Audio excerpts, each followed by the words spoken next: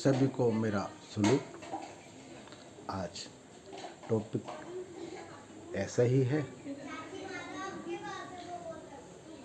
हरिओम। आज आपके सामने एक वार्तालाप करना चाहता हूँ, एक क्वेश्चन छोड़ना चाहता हूँ, प्रश्न कि जिस देश की सुरक्षा की जिम्मेवारी तीनों सेना रखती हैं और उसी के जो अध्यक्ष हैं, तीनों सेनाओं के जो अध्यक्ष हैं, वो ही सुरक्षित ना हो तो क्या वो देश सुरक्षित है? कहते हैं, कहने वाले टर्मिनल एक्सीडेंट तो होते ही रहते हैं, जबकि मेरे पास, मैंने आपको कई वीडियो में देखा भी होगा कि एक एयरफोर्स से जो ऑफिसर है वो रिटायर्ड होके आए हैं, उनके अंडर में फाइटर विमान रहते हैं और हेलीकॉप्टर तो रहते ही हैं। उनसे भी मैंने सलाह मशवरा करता रहा हूँ। तो ये जो इतना परिष्कृत हेलीकॉप्टर रहता है कि इसके दुर्घटना होने के चांस नहीं है। फिर दुर्घटना क्यों हुई और उन्हीं के साथ क्यों हुई है, उसका बनता है। लोग बात कहते हैं कि पहले भी दुर्घटना होती रही है सेना के हेलीकॉप्टरों की, प्राइवेट की क्यों नहीं होती? ये बहुत से प्रश्न हैं और प्रश्न इसलिए भी बहुत ज़्यादा गहरे हो जाते हैं कि वो साधारण व्यक्ति नहीं थे, देश के महत्वपूर्ण पद पे बैठे हुए थे। देश के जितने महत्वपूर्ण पद पे वो थे, शायद ही राष्ट्रपति या प्रधानमंत्री, क्योंकि देश की जो सुरक्षा है उनके हाथ में, और वो ही सुरक्षित नहीं है तो आम जनता किस पे भरोसे करेगा? किस पर हम अपनी फेथ करें, भरोसा करें, और कैसा हम महसूस करें कि हम सुरक्षित हैं? मेरे पास बहुत वीडियो, बहुत लोगों ने मैसेज भेजे शहीद का। मैंने उनसे एक ही जवाब मांगा कि आपने कभी ऐसा नहीं सोचा कि ये शहीद किसी का मर्डर हो जाए और आप कह दो शहीद हो गया? किसी की हत्या कर दो और फिर कह दो कि शहीद हो गया? हमारे देश में हमारे ही द्वारा वो हमारी बाउंड्री के अंदर हुआ है। ठीक है, शहीद का दर्जा दो, ऑन ड्यूटी हैं, शहीद का दर्जा दो, और होना भी चाहिए। परंतु क्या यह सही नहीं होगा कि ये क्वेश्चन उठाए जाए कि आज हम जिनके ऊपर भरोसा करते हैं, देश को सौंपते हैं, सत्ता उनके हाथ में है सुरक्षा की, और हम बेफिक्र होकर अपनी नींद में, गफलत में हो जाते हैं। क्या ऐसा तो नहीं कि वो ही खतरे में हो? इस बात का सोचना, मेरा देखो अध्यात्म चैनल है, कोई राजनीतिक चैनल नहीं है, कोई आर्मी का चैनल नहीं है, परंतु अध्यात्म हम तभी कर सकते हैं जब ये शरीर सुरक्षित हो। तभी मैं शरीर के अंदर रहकर अपना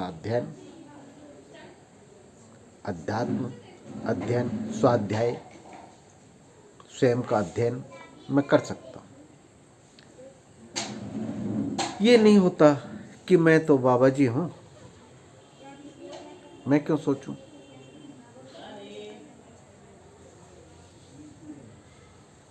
बाबा जियों को भी सोचना पड़ता भाई, क्यों नहीं सोचना पड़ता। जब महात्मा बुद्ध को मानने वालों ने और बाबाओं को भी मारना शुरू कर दिया था, जाने के बाद महात्मा बुद्ध इस पक्ष में नहीं थे, परंतु उनके जाने के बाद जो अनुयायी पट्टे बांध बांध कर खड़े हो गए और उन्होंने हत्याएं शुरू कर दी बाबाओं की, महात्माओं की, तब क्या अपने हाथ में सत्ता नहीं ली? क्या शंकराचार्य ने मठ नहीं बनाए? मठ भी बनाए और सबको इकट्ठा भी किया। तो कहने का ये है कि भाई देखो, देश सुरक्षित है तो राज्य सुरक्षित है, राज्य सुरक्षित है तो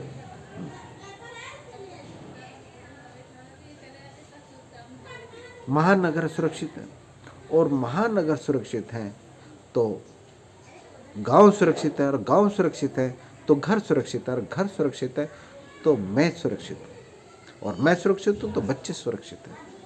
इसीलिए हमें ये पायदान जो है ना, सीढ़ी, इससे विचार कर लेना चाहिए, और विचार जरूर कर लेना चाहिए कि ऐसी घटनाएं पहले भी कभी हुई हैं तो वो पीछे इतिहास भी उठा के देखना चाहिए, तो उसके परिणाम क्या हुए। कहीं ऐसा तो नहीं हम मार्शल लॉ की तरफ बढ़ रहे हों, सैनिक शासन की तरफ बढ़ रहे हों, कहीं ऐसा तो नहीं कि इसके पीछे बहुत बड़ी राजनीति छुपी हो। क्योंकि वो व्यक्ति, ऐसे एक व्यक्ति थे, इस पद के जो व्यक्ति होते हैं कुछ, कि वो अपने मत के अनुसार चलते हैं, अर्थात सत्ता के मत के अनुसार नहीं चलते। इसलिए आज की सुरक्षा को, आज की जो घटना है, जो अब घटना घटी है, इसको ध्यान में रखते हुए आप लोगों को भी विचार करना चाहिए। इलेक्शन बहुत जल्दी आ रहे हैं, उसका परिणाम आप लोगों के सामने ही है। कहीं ऐसा ना हो राम मंदिर की घंटी बांध के आपको कुएं में कूदना पड़े, इस बात का ध्यान रखना।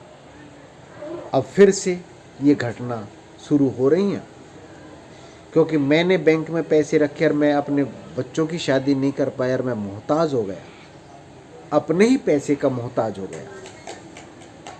तो ध्यान रख लेना चाहिए कि कहीं ऐसा ना हो कि राम की घंटी बांध के हमें कुएं में कूदना पड़े, और उस राम की घंटी बांधनी पड़े जो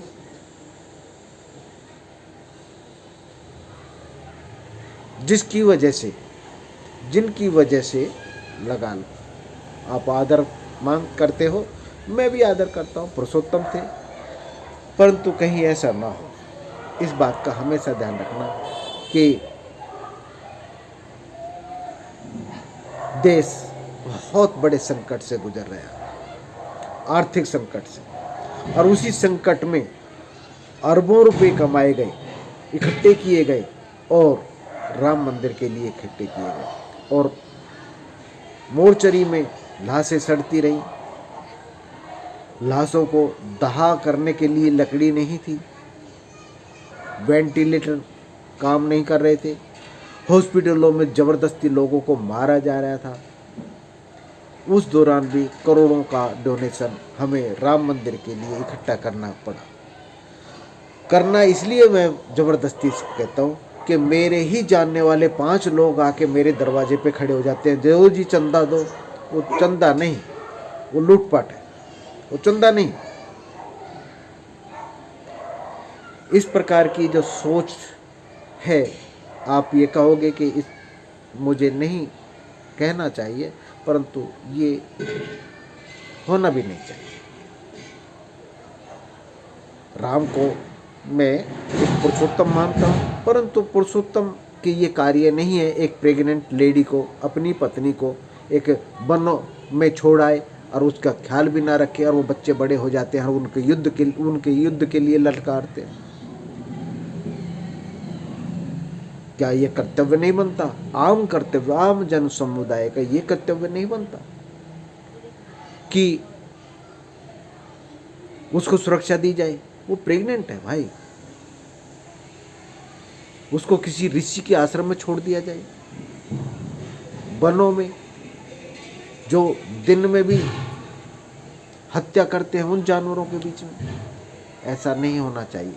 मैं क्वेश्चन उठा रहा हूं कि जो हमारे ही द्वारा इतिहासों को उलट पुलट के खड़े किए गए, मैं क्वेश्चन आज आप लोगों के सामने रख रहा हूं। कहीं ऐसा ना हो हम मार्शल लॉ के आदी हो जाए जो हमारे बगल के देशों में हो रहा है, और उसका परिणाम आप देख भी रहे,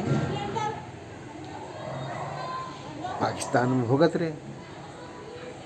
हमें अपने पैसे के ही लिए मोहताज होना पड़ा, जबकि ऐसा था कि आपको जरूरत पड़ता था मैंने दे दिया, मुझे जरूरत पड़ी आपने दे दी। हम आपस में एक दूसरे के बैंक थे। आज क्या है? हम हैं, एक दूसरे की मदद कर सकते हैं? क्या उस समय कर पाए? मैंने लोगों को कहा कि खरीद, अपनी मटकी तोड़ तोड़ के लिए आओ खरीद, और मेरे पास जमा करा दो और मैं आपको पैसा देता हूँ। मेरी छोटी सी दुकान थी, छोटी ही दुकान थी, परंतु उसके बावजूद भी मैंने दिए। व्यापार जो था, तो कहने का ये है कि जो मेरे पास संसाधन थे मैंने आम पब्लिक के लिए हाजिर किए।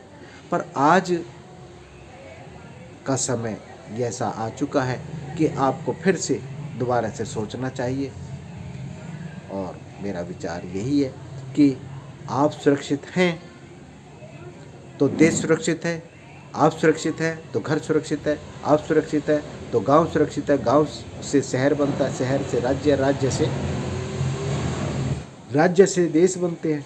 और ऐसा ना हो कि हम चाणक्य की इंतजार करते रह जाएं। इसलिए फिर से विचार कीजिए, सोचिए, जो सही लगे वो कीजिए। एक